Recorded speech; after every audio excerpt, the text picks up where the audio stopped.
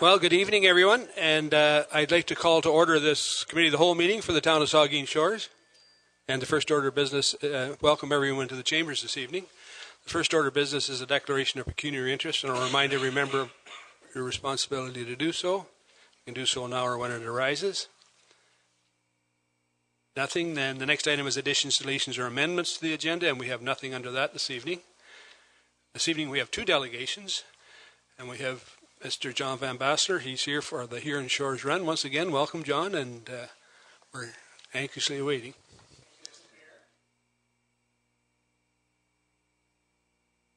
The little blue button, blue one. I think it's blue. Yep. There we go. Excellent.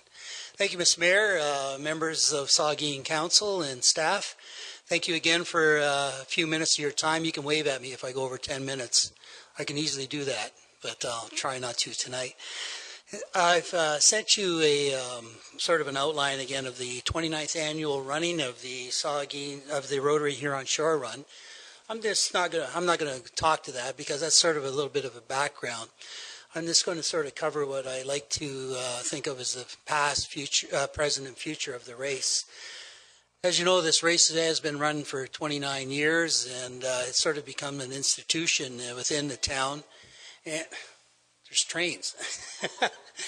It has been, and actually I heard one person just a few days ago saying, where's the person that asks me for money every year? And that person was a little bit late. So it's actually people are come to expect that it's a time of year where we're going to support our foundation and our hospital. And it's kind of nice to see that type of commitment to it. We actually talked about changing weekends at one point, and that almost caused a revolution.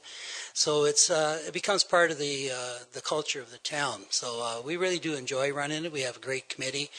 And it was started way back 29 years ago by a hospital administrator and a doctor. It started off small, and now it has grown. And we've actually gone to the point where I think, Sally, we're pretty close to 350,000 maybe. Our race has contributed to it, which is not a bad bit of money over the years. And we thank the foundation. We will be honored this year as a Huron Shore Run with a plaque over the fracture room. So it's kind of nice to see that happening, and we really enjoyed it. But it's not because of this a few individuals; it's because of the whole town that it's happened. So it has been around for a while, and I really enjoy working with it along with our staff. And hopefully we can do it for a few more years, well, many years, because it's something, and I'll talk a bit about that, what I like to see would happen in the future. The other thing is the present. I'll talk about that for a second. We are on track, a little bit less than last year, about 10% less. But it's certainly a success in that we're having the same number of, we're having a good registration. We're up over 300 people, so it's coming along great. Again, we're sort of in a dilemma in our committee because we like to have it as a great race, but at the same time, because of the restrictions between South Street and the 10th and all the people that are moving there, you can't close that road off, and we're sort of limited how many people we can safely run on that road and not inconvenience the residents of the town.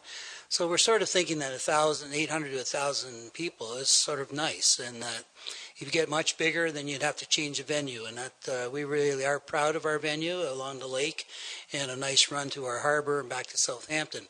Includes all the municipality, and we feel sort of committed to that route. So we're sort of a dilemma, but at the same time, we're focusing on the event as not a competition, but a fun event. And we want to make sure it continues to be a fun event. If you start getting too much into racing, then that sort of changes everything. Our main objective is to have fun. And we want people to come out and bring their grandkids, bring their grandparents, walk, blade, whatever you need to do, run. Just have fun and come out. We've always asked for good weather, and 99% of the time we do get it. It's only been a couple of years we've run into a major storm but we still ran it. We actually had to hide in the Walker House for about an hour, and it blew over, and then we ran. So it was a nice experience. But thanks again to the town. We looked at Plan B. You gave us the Coliseum, and now we sort of can run it through any time. So I want to highlight at the present time the town's involvement has been fantastic. The reason for our success is because of your involvement. And I'll just talk about you first because giving us the Coliseum, having the Health and Leisure Fair has really made this event from 100 to, it was actually less than 100 people to over 700. Because it's made it into a bigger event and a cooperation between everybody. And the amount of support you give us for the race through your Works Department, through everybody on council and the staff that works with the town, it really has made it to a fun event for the community and for a lot of people. We did a survey a couple of years ago. There's 1,000 people that stay overnight because of the race. So it does impact the community. We want to thank our sponsors immensely. We have over 30 sponsors that contribute anywhere from $100 to $2,000, and that really helps to pay for our expenses. I can't say enough about our sponsors because they're local people with local businesses that are approached a lot of times, and by them giving us money, and support, they really do help our event. And so we support them by supporting our local sponsors by shopping there, working there with them, and supporting them whenever we are asked. So our sponsors, we really do appreciate. The run itself, we talk about the foundation a lot, but it does really benefit, first of all, it's a foundation, but secondly, the Track and Field Club, our Saugeen Shores Track and Field Club, one of the premier clubs in the area that deals with youth, and we've had people that have gone to the Olympics that have won gold medals within the province, across Canada. I mean, what a group. And this is their biggest fundraiser of the year. And their group is, from what I've talked to their president, has increased quite a bit. I can't give you any numbers, but this year they've really grown a lot. And they depend on this race. And so there's another big benefactor of the involvement that people get into with this race. And second, and lastly but not least, there are the two Rotary clubs within the town. I mean, they raise money, and I could be here for more than 10 minutes if I talk about what the Rotary does for the community, both Port Elgin and the Southampton one. In that they raise money for you. Well, you could go and look around town, the number of Rotary signs and Rotary names that are around. So the money basically stays in town for the good of the residents, and we totally really respect and thank all the contributors. So it's a truly community event that's run by volunteers, supported by our sponsors, supported by our town. What better combination, what better team could you have? So it's been really quite an experience. And in the future, I like to just think, one of my visions, if I can call it for the future, is to have make this into a healthy weekend for the town of Saugeen Shores. I have visions that instead of working on making the race bigger, is making the weekend bigger. It'd be nice if we could advertise, leave your car at home, come to Saugeen Shores and bike, swim, paddle, walk our trails. There's all sorts of things we could do for a whole weekend of events, which could benefit, well, you could list all the benefits that could come from that. All we need is some leader volunteers that could step up and do all these things. There could be opportunities for fundraising, but it could be opportunities just to make a bigger event within the town. I think there's a real market for that we could really grow that item. This year we are going to try through Thorncrest and Southampton. They are going to have a paddle in the afternoon where there's going to be a 2-hour paddle down the river, and you can donate money to a charity of your choice, or just go down for a paddle and get a little bit more exercise. So you can sign up at Thorncrest. It's our first time at trying that. We were going to see, we're going to really push it for next year because I think there is an opportunity. I think there's an opportunity for a bike, this friendly bike track that we can run. It doesn't have to be a race, just for fun again. Anyways, there's all sorts of things you could get into. So I like to hope that this event, if I can call it, will continue. Next year will be our 30th. And I hope there's no end to it. This year we're going to have we're still going to have First Nations open the event, which we're really proud to have them involved. And we will have our T-shirts will have a little bit of symbol for the Canada's 150th anniversary this year also. So we're trying to include everything, but again, our focus is to be a fun race, to have fun, and to enjoy yourselves. So I invite council, staff, everyone, and anybody that's watching to please come out and support our event, just to come out and enjoy yourself. And I hope I'm not over 10 minutes. That's it. Thank you very much. Any questions or anything? Thanks, John. Any questions or comments? Just a couple of comments. First of all, it starts at 8 o'clock Saturday morning at the... Yes, it does. Okay. We send out walkers at 7, 8 o'clock. Everything goes quickly. We would really appreciate mayors, staff, and council members if you could come in between around 10:30 for our ceremonies that we have there. We'd love to have you speak a few words or come up. I really would like to introduce our council and our leadership and staff. If you could come then, it would be great to have you say a couple of minutes. Sure, at 10:30, John? 10:30 would be great, yes. At the Plex? At the Plex. Okay. Coliseum. Coliseum, Coliseum, yes. yeah. Yes, Coliseum, yeah. So if you could come, that would be lovely. We'd love to have you recognized as our town leaders. Well, thanks for the invitation and thanks for the work you do. I know this has been a great event. I've volunteered at it many years, and last year I really was enjoying the kids run because for the first time I had a grandson running in it. It made it quite more interesting. But it's a great day, and thank you for both the clubs and what you do for our community and our hospital. Yeah, and thank you for bringing up the kids run. Sorry I forgot to mention that. That's a big component of our race. They are wonderful. I mean, I think we had about 80, 90 last year. It's hard to keep all the numbers, but they are fun.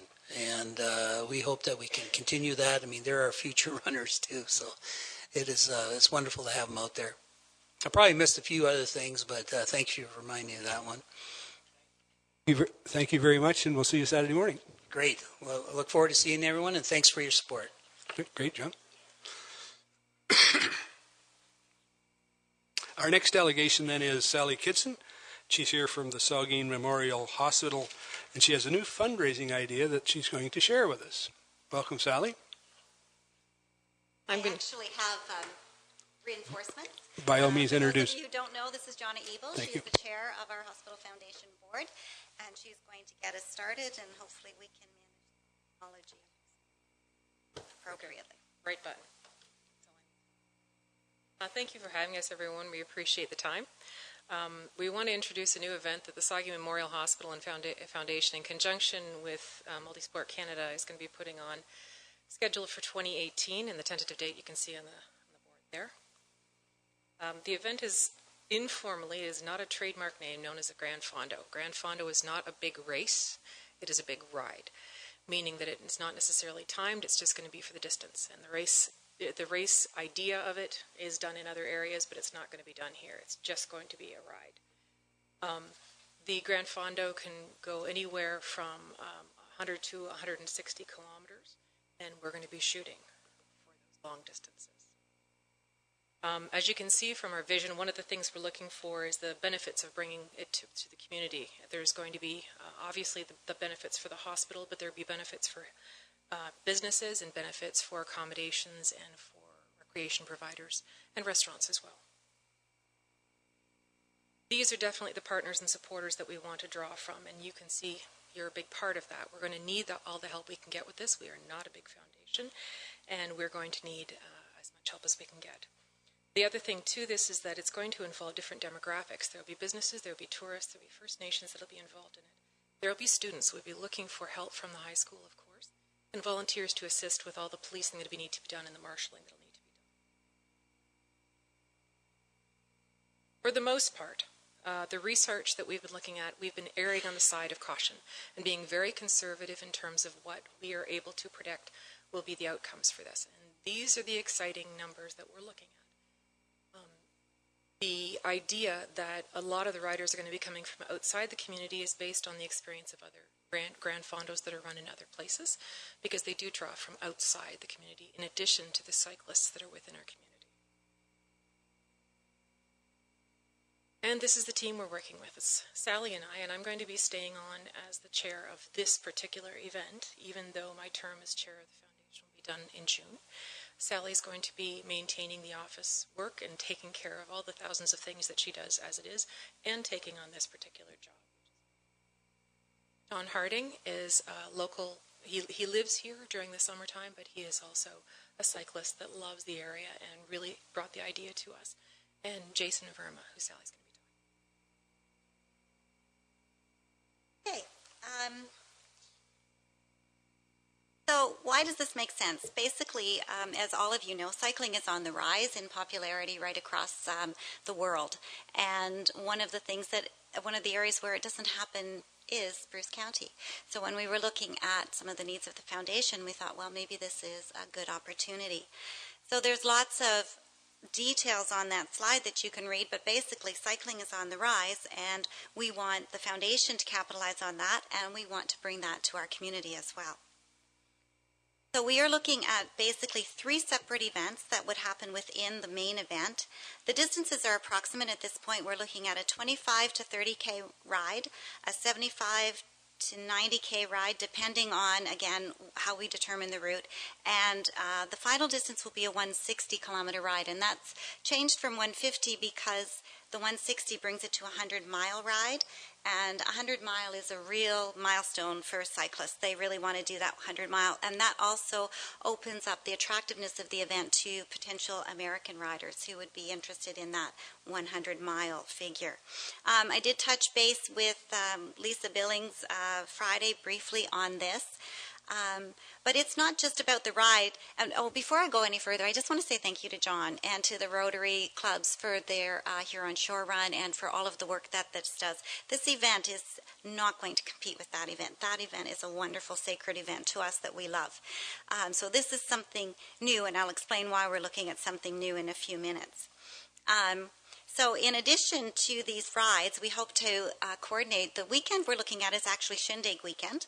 So we've already spoken with Donnie about possible coordination between some of the events so that we have like a mini festival happening in this area. We also want to do like a kids bike rodeo or obstacle course in the afternoon as a bit of a celebration. So we have a vision that is more than just a cycling event for our town and for our communities. We've spoken with the First Nations community about possibly taking the ride through First Nations lands and also having them put in a team of cyclists and helping us with the opening and closing ceremonies. We're in very preliminary discussions at this point, but that is on our radar to do. So this is a big event, big goals. Big budget. Our expenses are over $100,000. Our projected revenues are around $230,000 with a net profit to the Hospital Foundation of $130,000. Those are our goals. So how do you go about getting started? And when John Harding came to speak with us, he runs the RBC Run for the Kids in Toronto. He works with RBC in Toronto, and they sponsor that event. And through that event, they work with Jason Verma and Multisport Canada. Multisport Canada has extensive experience running these kinds of events. And so the board spoke with Jason and the company, and we've decided that if we are going to go ahead with this event, we would like Multisport Canada to help us with all the logistics, from parking to roads management to safety to waste cleanup to all of those event details that need to be organized. We understand that it's a very detailed event that we need to make sure we orchestrate very, very well in order for it to be a success. And we will need the assistance and expertise of your staff and your contacts to help Multisport Canada and us put together that well-run, safe, fun, and successful event. So this is a little bit about Jason, but basically what I want to say is he came over to this area for a meeting a couple of weeks ago, and we were really impressed with Jason. He knows what he's doing. You can read some of the things he's done. They have done all kinds of triathlons. They've done road and trail rides. They've done road and mountain bike events. They've done the Run for the Kids. We figure if they can figure out the logistics of shutting down Yonge Street for 10,000 runners, they can probably walk us through what we need to do to have a successful event in this area as well. Although dealing with Mennonite buggies would be a new thing for Jason. We already talked about that one. But he asks us questions like parking, road closures, bike security, and on and on and on, because he is a consummate professional when it comes to organizing these events. So that gives us great confidence that we have that expertise moving ahead. Now, I know you can't play this video. I don't know if any of you had an opportunity to access the links, but just a little bit of, if you haven't, please take the 2 minutes and 3 minutes and 11 seconds it takes to watch this video so that you can get a vision. This is the RBC Grand Fondo in Whistler. And of course, we don't have mountains or the Sea to Sky Highway or the Lionsgate Bridge for people to ride across, but we have beautiful, beautiful rural areas. We have wonderful little towns. We have beautiful areas of falls on the river. We have a beautiful shoreline. We have so many wonderful natural, cultural areas in our community that we can showcase. So we are really excited about bringing the ride to us, and also about creating like a mini festival in each community. Actually, Tony sent out a little picture of some things that the communities in England do when the Tour de France comes through, and they decorate their whole towns with bicycles and all kinds of things. So that's our vision. If we can not think too much about the details just yet, and just concentrate on how wonderful that event would be for our community. These are some similar events that take place. You may be familiar with the Centurion Ride in Collingwood. That's probably the closest one to our area. But if you look at the list of where things are, there's nothing in Bruce County. So again, it presents an opportunity for us. But more importantly, and most importantly, why is the Saugeen Memorial Hospital Foundation looking at this? This sounds like a sporting event. And we are an innovative foundation. We have a very brave board of directors. We have a very, very big need. You'll see some of the pictures there. The little girl on the right, some of you may know, that's Sue Buckton's granddaughter. And Ashley's life was saved in the Southampton Hospital last October. She was taken to Emerge in a very critical state, and she was stabilized and sent on to where she needed to be. Her mother was supported by the staff, and she had great care. That's one of the happy stories. Some of the equipment we've purchased, beds, all that little ER picture, it's full of equipment that the foundation has purchased, and a BiPAP machine is the one on the right. And then that gentleman walking with his little girl, that's really where we all want to be. We don't want to be in the hospital. But boy, when we need that hospital, we want to have the equipment that we need to have to save those lives. Right now, we raise $500,000 every year for annual needs equipment, but it's not going to be enough in the foreseeable future. We're going to need to raise $750,000 each year. And I get a little breathless when I say that, because that's a huge amount of money, and that's every single year. So when we were brainstorming and John Harding came to us with this idea, we thought maybe now is the time for us to take on a signature event like this, where we can put all of our efforts and join forces with the wonderful communities in our area to help fulfill that mandate of raising enough money to keep our hospital well equipped in the future. So our goal is that we will have some key things in place. We hope to have council on side in principle. We're going to be speaking with the Bruce County Council members as well. We are seeking a title sponsor, and we should have some news on that. We would want to be able to announce the launch of the event mid-August of this year, so we can do the marketing and the advertising. The draw for this will be right across southwestern Ontario. So we'll be advertising in Cambridge and all of the cycling clubs, London, Kitchener-Waterloo, the GTA, Eastern Ontario, as well as Quebec. Quebec has a very big cycle community that loves to travel. And again, a little bit marketing in the States. Our friends that come up here from the States might be interested in that 100-mile race. So this is an extensive marketing campaign. So I think it's a really great idea. I think it's really wonderful that we'll be doing some of the work of promoting Saugeen Shores out of our budget, and you won't have to worry about for a little bit. So with that, we will be also launching the website and all the other key components to go forward. So we're here talking to you tonight to thank you for your time and for all your past support, for council support in supporting the ER build to $200,000 worth. We really appreciate that. We're not here to ask you for money tonight, but we are here to ask you for your passion and your excitement in order to help us with the expertise to make this work. Thank you. Does anyone have any Sally questions? and John. I have questions for either ladies. Oh, it doesn't look like any. It looks like we're anxiously awaiting this thing develop. So, by all means, the best of luck to you. And as you go through it, our town staff here would be more than willing to help you in any way we can provide help, so don't hesitate to contact anyone here in the office if you have some issues or some ideas. So thank you very much, and best of luck with your event. Thank you.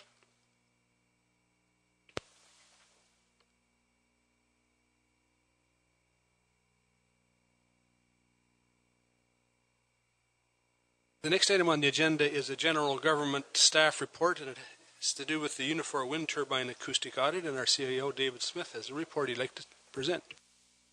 Yeah, thank you, Mr. Mayor. The report tonight does not reflect any results or any of the actions to date. It's really just asking Council for the authorization to hire the engineering company.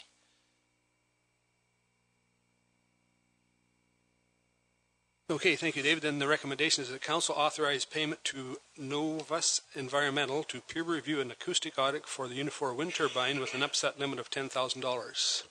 Any questions or comments? All in favor? Opposed, if any? That's carried. The next item on the agenda is a general government staff report. It has to do with the 2018 election service providers, and our clerk, Linda White, will present. Thank you, Mr. Mayor. Staff, along with a number of clerks in the County of Bruce, have undertaken a process to select a supplier for electronic voting equipment. Based on our review, we're recommending a contract be awarded to Dominion Voting. The additional component to running an election is creating and managing the voters list.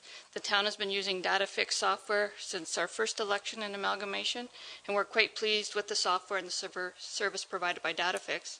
So at this time, we're seeking Council's authorization to enter into a contract with DataFix in the future. The financial impact is there for your review. It impacts the 2018 budget.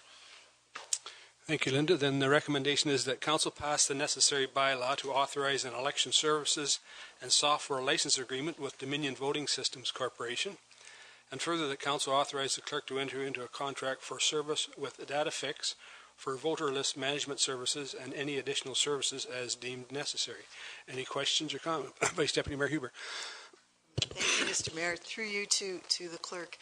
When you say that there's no impact to the 2017 budget, this fits in with our annual amount that we designate for election purposes. So we have an amount per year. So is this requiring any consideration for an increase in that next year or not? So the final budget hasn't been developed for the election. So your 2017 budget, you're correct, it does include a transfer to reserves. There's no money being taken out of reserves in 2018 to pay for this contract. That will be in it won't be taken out in 2017. It will be taken out in 2018. Your full final budget for your election will be presented with your 2018 budget. Any further questions? All in favor then? Opposed? That's carried.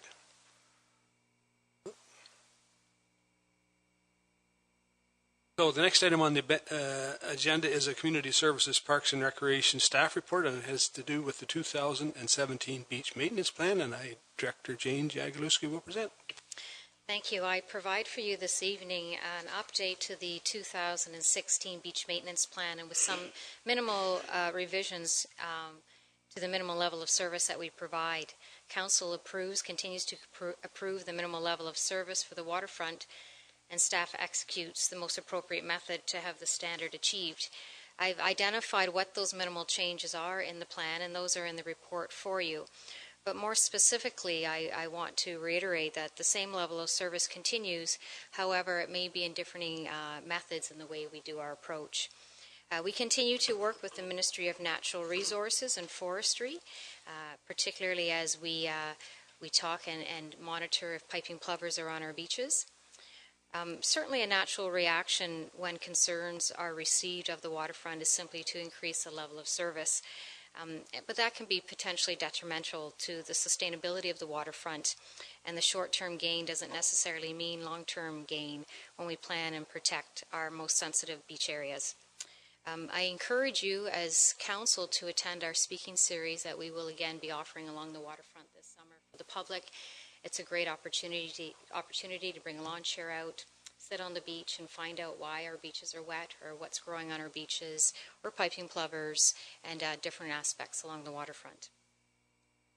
Thank you. Thank you, Jane. Then the recommendation is that Council endorses the attached 2017 beach maintenance plan as the minimum level of service to be provided to the Saugeen Shores waterfront. Questions or comments? Councillor Minaj. Thank you, Mr. Mayor. So this is an interesting journey. So 2011, I joined the Waterfront Committee, and we started out walking the 18 plus kilometers of all the beaches. And the very first beach, you can't but trip over it, is the Ites Grove area. And it's delineated by the road is right up against sand dunes and provides some interesting shelter from traffic, and there's no cottages directly opposite it. So it's a very interesting beach. In fact, I got called out on it once. I said that it looks to me like it could be our new beach, and somebody said, "Did you say nude or new?" And there's historical references to the fact that maybe it was a nude beach, and maybe we should advertise it as such. I don't know. But Ites Grove is it's obviously our next best beach that I could see when we walked it, and we identified it as that, a very special area that could be better utilized and offer more to our community. When we set out on that journey, we set 10 destinations, and we thought that this was one of them, and that we could even signpost it saying that this beach is available and attractive for all users. And then there was a few years ago, we noticed, and Jane has made reference to it, that a wet beach, Port Elgin Beach, has been wet for quite a while and is trying to recover. Gobles was particularly bad at Gobles Grove, and we thought maybe we should just say you can't use this beach, and maybe we could spill you back to Ites Grove Beach and have people use it because it was in better shape.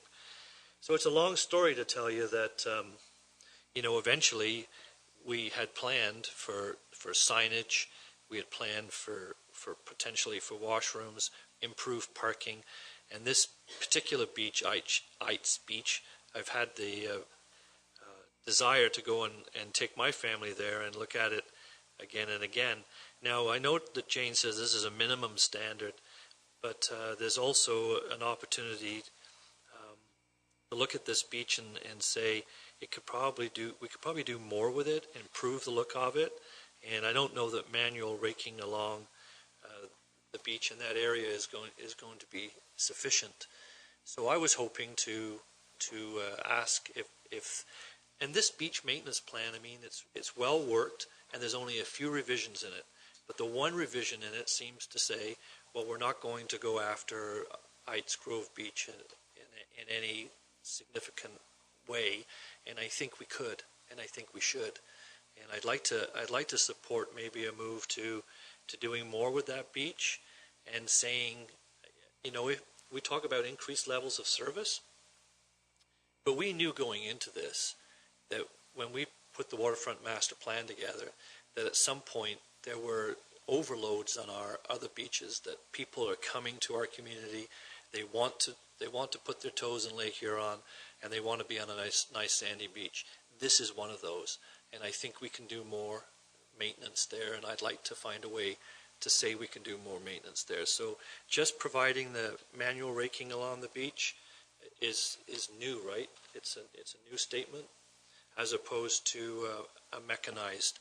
And we have that mechanized equipment, and I don't know why we wouldn't use it there. To me it makes sense.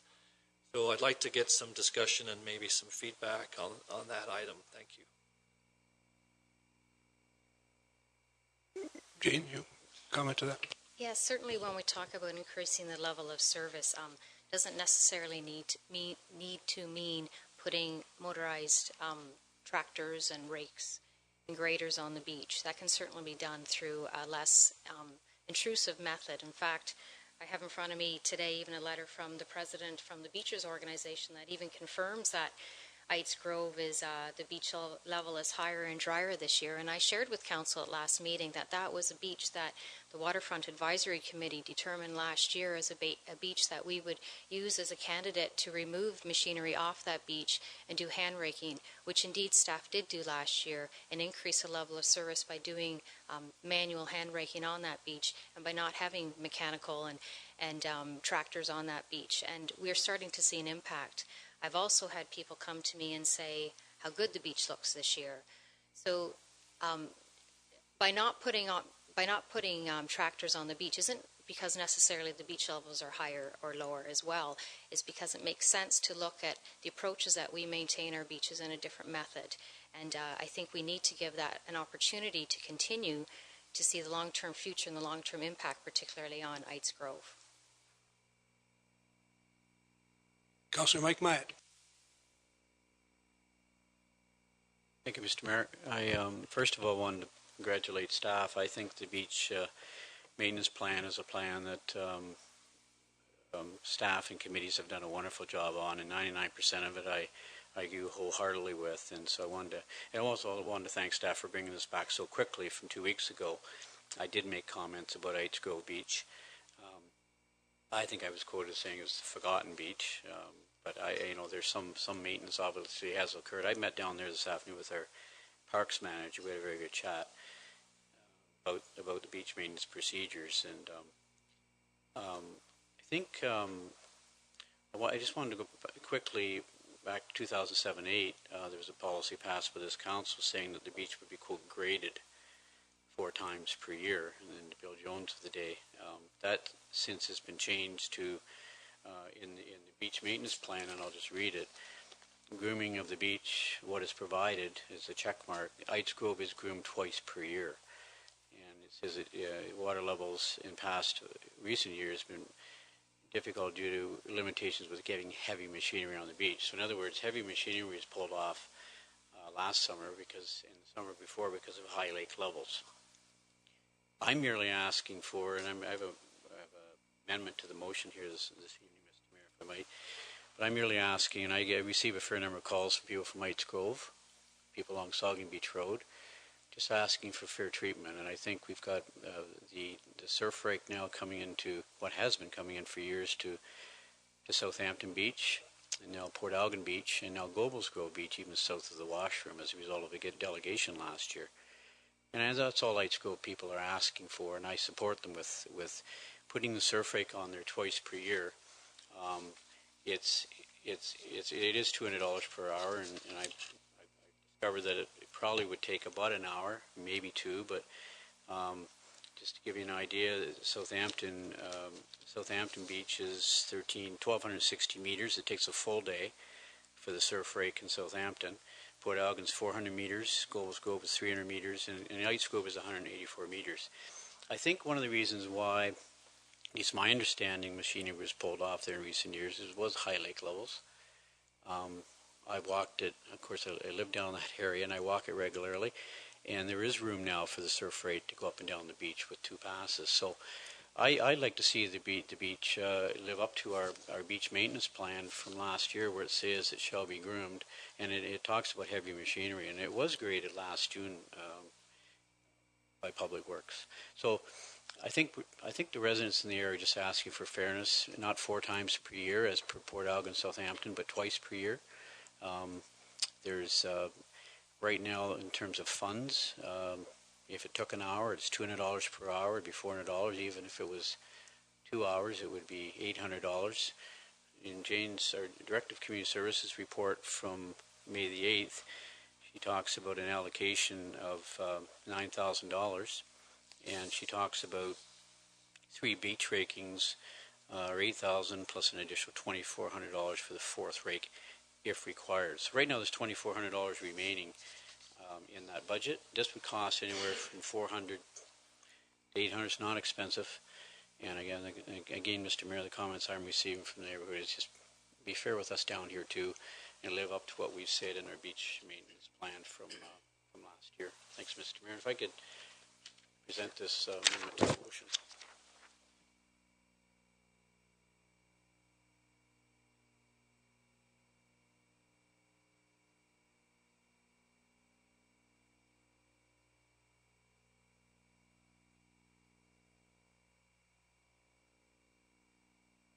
Yeah, I can certainly make comment to that. What I'll get you to comment after I read the amendment, Shane. So it's been moved by Councillor Mike Myatt and seconded by Councillor Dave Myatt that the maintenance area number 1 as listed in the revised 2017 beach maintenance plan be amended to include twice per year mechanical surf raking under the beach raking section from 65 Saugeen Beach Road to south of Juniper Avenue Boardwalk, and further that the costs associated with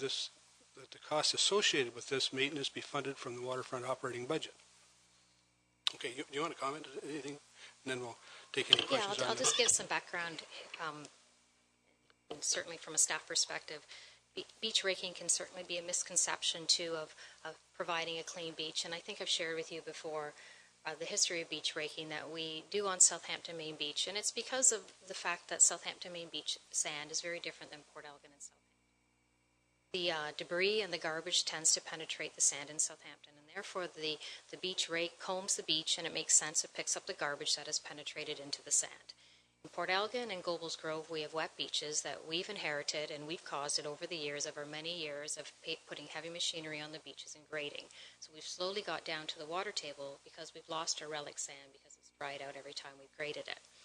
It certainly was a compromise to have the beach rake for this year on the Port Elgin Beach and the Gobles Grove Beach. And we've talked about compromise many times. Moving on to Gobles Grove, to Eights Grove, when we talk about grooming of the beach can take on many different aspects and can look very differently, and it depends on the type of beach that we're at. Moving on to Gobles Grove, or Eights Grove, we're not saying we're not going to groom the beach, but what we're saying is that we're going to do it in a different way. Finding a compromise and using a rake at our high, busy beaches is what we've compromised. And our high, busy beaches are Gobles Grove, Port Elgin, and Southampton. And they're defined by the level of service that we provide at those beaches. We have many amenities such as our washrooms, increased garbage collection, and increased parking. Those are defined as our heavy beaches. Eights Grove has not been defined as one of our heavy beaches. And I have had conversations with residents that are on that beach that also has said the beach looks the best it's ever looked, and they thank us for taking off the heavy machine. So again, it always comes down to compromise. Thank you. Any questions from committee? Deputy Mayor Charbonneau. I just ask a question of the Director of Community Services to clarify. I'm a little confused by the, by the terminology, I guess, because you were talking about grooming, which, I mean, there's a section here, grooming the beach, and says the policy is that Eights Grove is groomed twice per year. That was the 2016 policy, and it's the proposed 2017 policy. But then I heard you say that some directive from the Waterfront Committee or something has that isn't taking place. Is that grooming as what grooming is defined as in here? Is that actually going to take place, or is taking place? Yeah, thank you. I provided you in there a definition of grooming in your plan this year. So grooming can mean anything from putting heavy machinery on the beaches, which we have to do in Port Elgin when we have washouts. That's the only way we can control those divots. It can be anything from using a rototiller, which we started to use last year with great effects, smaller machinery, hand raking, or any other specific tool. Grooming doesn't necessarily mean having a heavy piece of machinery on the beach. And what this plan is saying is that staff will use the appropriate method on the appropriate beach when grooming is required. So I think when we say grooming, many of us envision this big piece of machinery on the beach. But I'm saying that's not always the case in grooming. It's dependent on the beach, it's dependent on the needs and what's required. But what I'll continue to say is the plan says that we will groom Eights Grove, twice a year, I believe it says. We'll continue to do that, not necessarily with heavy machinery. We'll do it as what's appropriate for that beach. So if I may, Mr. Mayor, then just so I'm real clear, then what the policy is saying right now is that Eights Grove might well be hand groomed twice a year. Correct. Or like raked. Correct. By hand. Thank you, Mr. Mayor. Councillor Minaj. Okay, so I'm just getting a little confused here with the terminology, and I guess you've explained it. Hand raking sounds to me to be very light. Graders and front end loaders seem to be very heavy, but the beach rake doesn't seem to me to be a heavy mechanical loading on the beach. Isn't that all we're asking for here, is to try the beach rake on this Eights Grove beach? I just feel like it's worth doing it there for the same reasons we're doing it at the other 3 locations. So, and I recognize that staff have studied this, and we've made some changes. I mean, we didn't have a beach rake thought process for all these beaches 2 years ago, and now we do. So, and 4 and 8 years ago, we were heavily grading them, and we don't. So there's been movement, and I think that Ites Grove could be looked at for the beach rake. Councillor Madison. Thank you, Mr. Mayor. I just want to begin by giving our Community Services and Public Works Department a big thank you for the work they've done to clean up our beaches this spring. The storms of the past couple of weeks have washed up huge amounts of debris, and our workers have cleaned this up, and the beaches look excellent. But now, Mr. Mayor, through you, I'd like to ask the Director of Community Services if it would be possible to cut the grass back on both sides of the long dock. Both sides have grown in. This grass isn't natural. It's been planted, and it can be taken back without damaging our dunes. The lake levels are high there, and there's no room for the number of people who frequent our beaches to sit. That is, if you don't want to sit on prickly grass.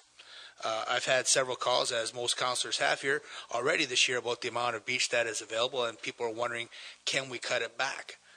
So, Mr. Mayor, I'd just like to ask our Director of Community Services if we can take it back. They have done some work on it in the past. You can see where the heavy machinery has gone on the south side of the long dock. If we could take it back to there, it would double the beach that we have. And same on the Jerry's side of the long dock. There's not a lot of room with the number of people that come down there. We have to do something, otherwise we're going to be inundated with a number of calls that we really don't want to be taking if we could head this off at the pass. Okay, I think, thanks, Don. I think we maybe want to comment on it now. We're dealing with this amendment, but you can just comment on it now. I can give a quick comment. Yes, staff have already identified that area, and it's on their agenda to take. Okay. This is satisfactory, Don? Sure, just keep it. So I guess we'll go to the amendment now. Is there any other questions on the amendment? None? I'll call the question. We'll vote on the amendment, then we'll go back to the main recommendations. All in favor of the amendment? Opposed? That carries. So we go back to the main recommendation now. And does everybody remember it, or do you want me to read it again? Read it again. Wait till I find it. My screen's gone a little haywire here.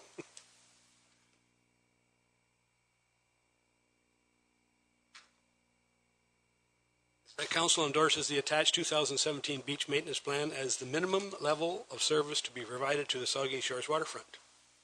Any comments on this? All in favor? Opposed, if any? That's carried. So,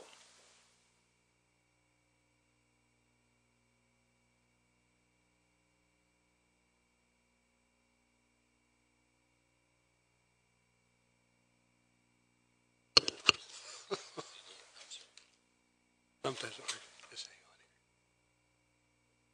here. Here, I'll go back here. The next item on the agenda is communications petitions for committee of the whole information. There's 4 items there. One's any questions on them? I'm not going to read them all, but there's 3 minutes and a letter from the Minister of Energy. If not, then there's 4. The next item is report of department heads, and we have 5 items there for questions or comments. Councillor Minaj. There she goes. Number 1, please.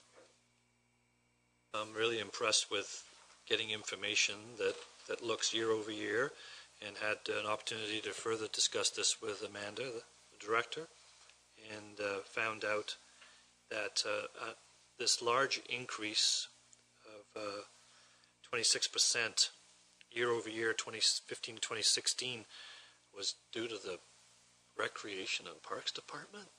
It's hard to believe. No, I'm only teasing. Apparently, it was all of the wood and debris that comes down the river and washes up on our beaches, and the Community Services Department did a great effort in transporting that all off the beaches.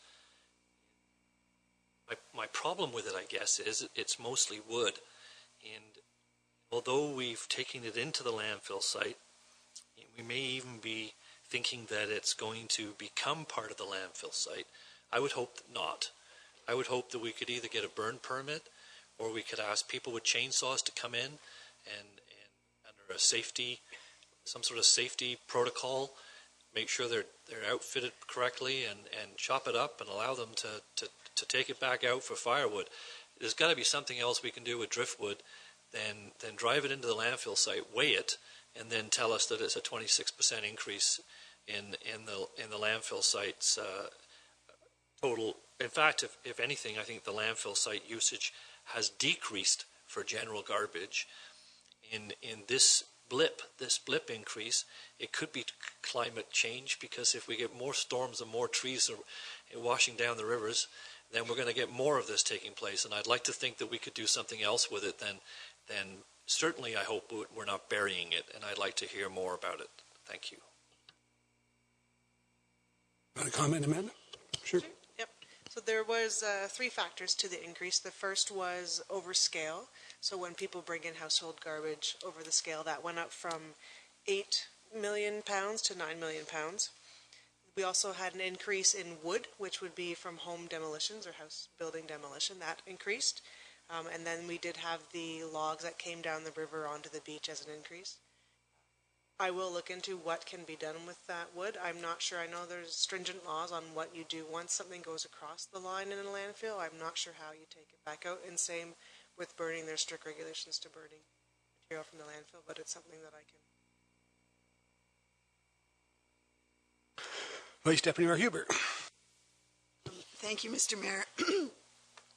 I also have had a conversation with the Director of Public Works about this report, and hope that sometime in the future we might have the layer of financial information put on this as well.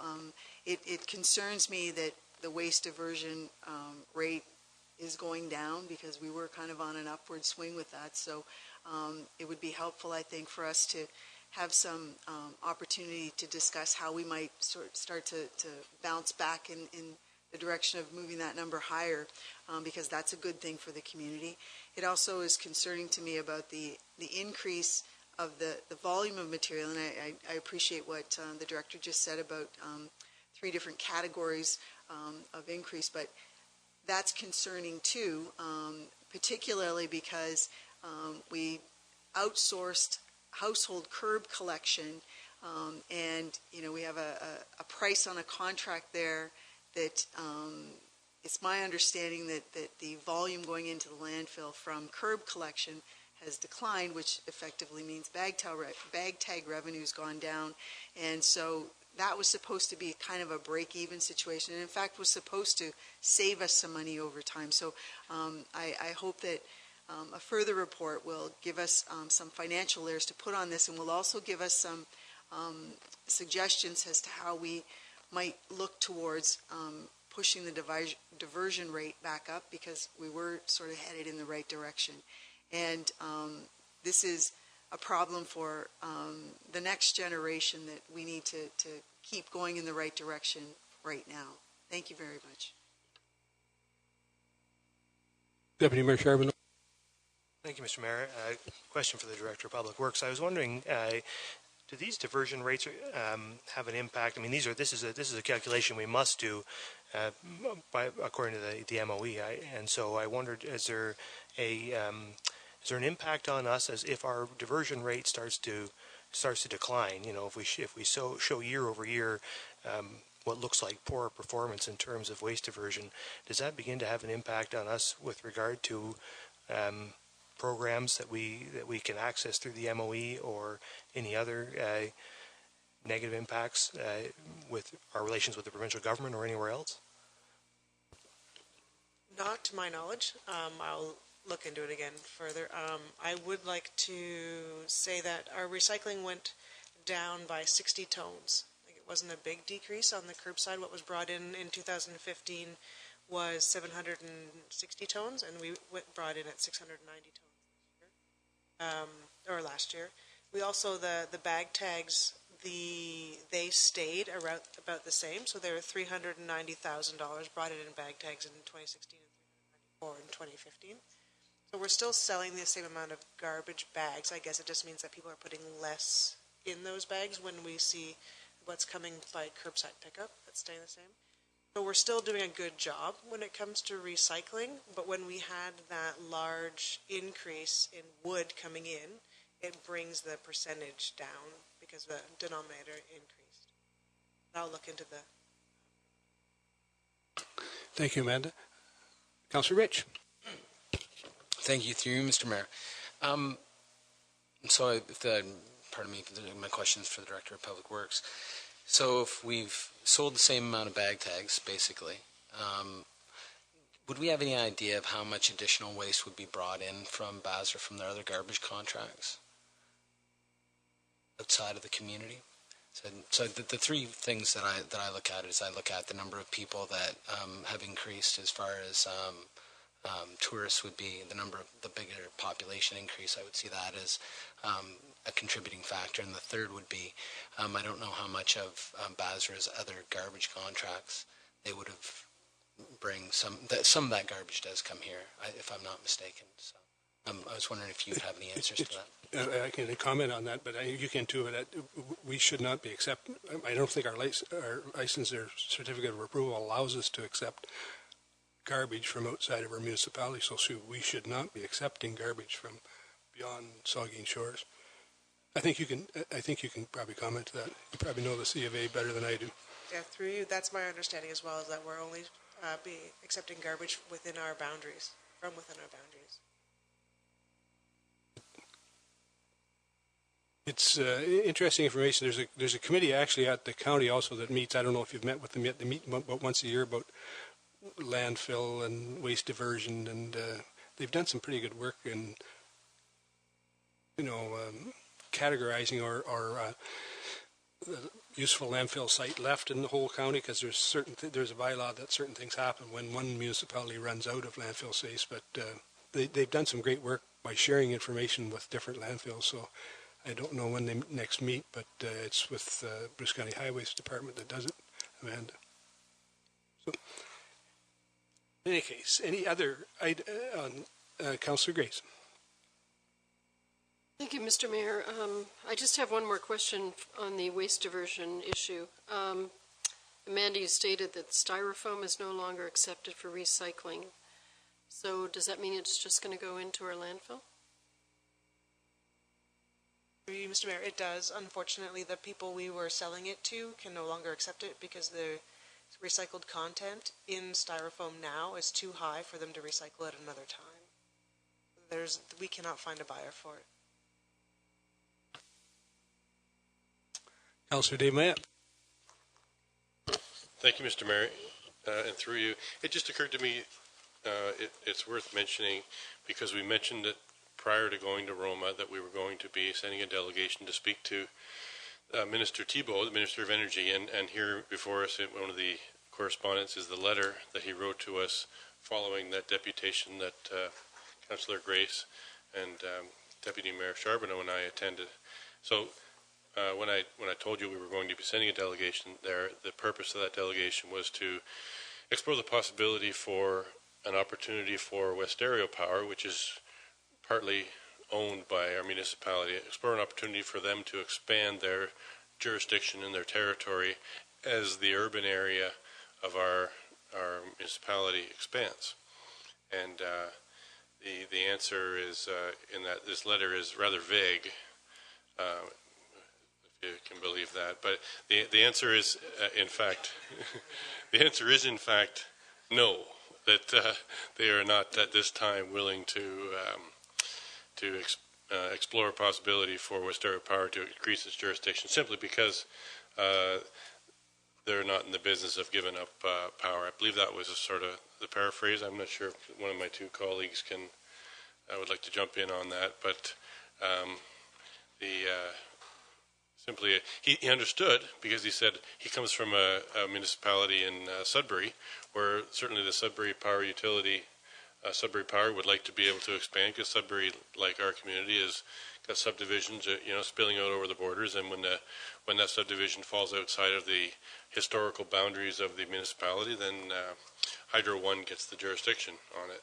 So anyway, we tried to do our part for Westario Power, and if you can read the correspondence, it's attached here, but certainly he beats around the bush a little bit and comes out with the fact that it's not going to happen anytime soon.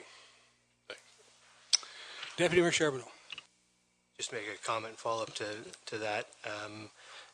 I just wanted to say I don't often have a lot of nice things to say about the provincial government around this table, but I wanted to say that I really do appreciate greatly the response from the Minister of Energy, detailed response laying out a whole bunch of items in here, and we did not receive a response like that from the Minister of Natural Resources on our other delegation, and I was disappointed by that. So I think the Minister of Energy deserves some kudos for at least responding and giving us some detail about what his plans are, whether you can agree with him or not.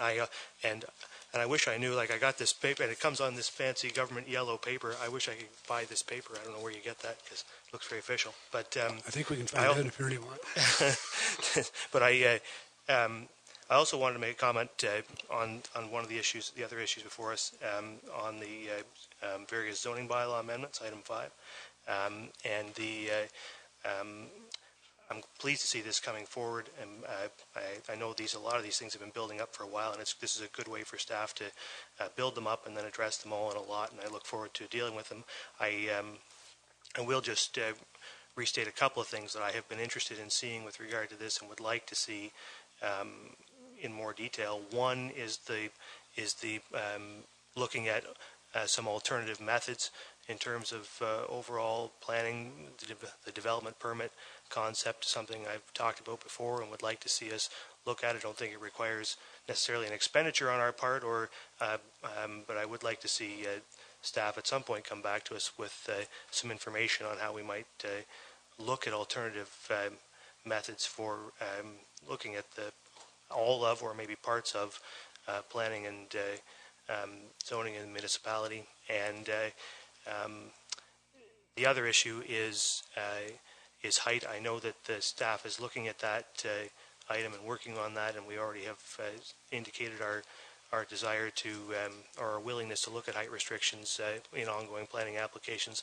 I would very much like to see staff come back. I know it's controversial. It's a controversial issue around this table in various ways, but I would like to see some specific action taken on that. So I know, this set of amendments is going to come forward. Hopefully we'll see some other amendments in the near future, and perhaps some bigger picture look at planning and zoning across the municipality in short order. Thank you, Mr. Mayor. I think staff are working on that height restriction, and will be back to us short order. I think we'll start with Councillor Minaj and then you, Diane. Well, it's a little off topic. It's on topic, I suppose, and I'm just asking you, Mr. Mayor, if we're asking staff to keep us well informed as to what's happening with it's still in the, I don't know if it's in the official stages, or the wording I read said that the OMB would no longer exist as of June the 1st if it's an act of provincial government. So if that's the case, then we will need to know more about our role in planning, zoning, and official plans and etc. vis-a-vis without an OMB. So is that something staff is working on, or will they be working on? And let us know what's happening. Thank you. I'm sure they will. And when that legislation gets through the House or gets to the House, there's a lot of speculation in the media now about the OMB, and I think everybody that's got a side on it, this side or that side, sees some salvation in it. But we'll see where it goes, and when it comes, maybe you want to speak to it, David. Yeah, through you, Mr. Mayor, I just want to clarify that the reports are calling for implementation in 2018. Okay, Deputy Mayor Charbonneau, Vice Deputy Mayor Huber. Thank you. It's also about the zoning amendment, zoning bylaw amendment. I did see the ad in the Shoreline Beacon today for this. I'm just curious, how else will this be publicized to the community that we're considering these? Is there any other specific mechanism that will get the word out to anybody who might be interested? Sure, through you, Mr. Mayor. So it is in the newspaper. It'll be on the town's website. So those are the two methods of advertising. Councillor Grace. Thank you, Mr. Mayor. I just wanted to make a comment about the report on the architectural feasibility and design study for the Southampton Town Hall, and thank the Director of Community Services for getting this report together. We had a meeting, our committee had a meeting last week with Three Stones Architectural Firm about their process that they're going to be using to try to get information from various stakeholders in the community, stakeholders within the town hall, and there will be a public meeting. The meetings with stakeholders will be all day long on June 8th, and then there'll be a meeting at night, public meeting for Three Stones to explain their process and kind of give an idea of what they see and what they need from us, and then people will be able to ask questions and they'll be able to give comments. So thanks for the report, Jane. Councillor Mike Myatt. Thank you, Mr. Mayor. I just, through you to our Director of Public Works, Amanda, I just wanted to say kudos to you and thank you for, I think this Communications Initiative report is right on, and I think that it's good news for the public that when they call out with a request to town staff, whether it's a tree inspection or litter or whatever the case may be, and they go out and address the situation and the member of the public's not home, they can leave a door hanger on the door with the name and a phone number. And I just think that's a really nice step in the right direction, Amanda. So I just want to thank you, and I know there are other departments involved, building and community service, so thanks for leading the way. I think it's a really good step. Thank you. I say so too. Any further comments? Then that's the end of our agenda. Motion to adjourn. Don and Mike, all in favor? We're adjourned.